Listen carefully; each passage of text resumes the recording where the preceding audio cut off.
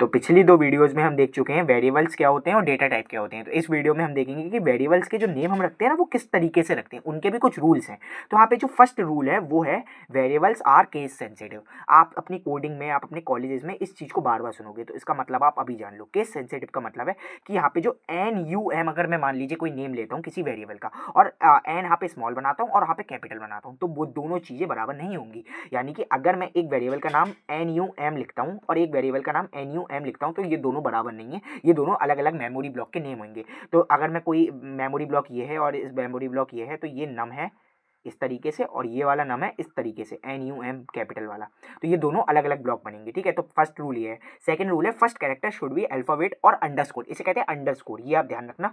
तो first character हमेशा या तो कोई कैरेक्टर होना चाहिए, कोई कैरेक्टर का मतलब है जैसे A B C D E F, या फिर कोई इससे शुरू होना चाहिए, ये है अंडरस्कोर से। जैसे आप ये देख सकते हैं, मैंने यहाँ पे लिखा है वन बॉक्स, तो ये वेरिएबल गलत है, ये वेरिएबल का नेम नहीं हो सकता, यहाँ पे एरर आ जाएगी।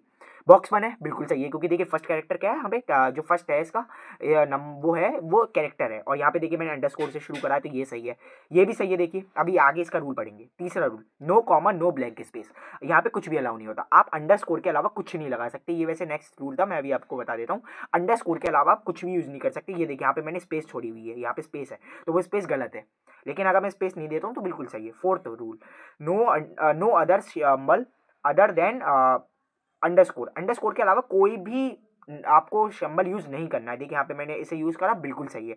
जैसे मैंने स्टार यूज़ करा, एट द रेट यूज़ करा, ये सब जैसे भी मैंने यूज़ करे, आप कुछ भी यूज़ करते हैं तो वो सब कुछ गलत है, आपसे अंडरस्कोर को यूज़ कर सकते हैं। तो ये 4 रूल हैं जिन्हें आपको याद रखने हैं, और नेक्स्ट वीडियो में हम देखेंगे size of data type in bite.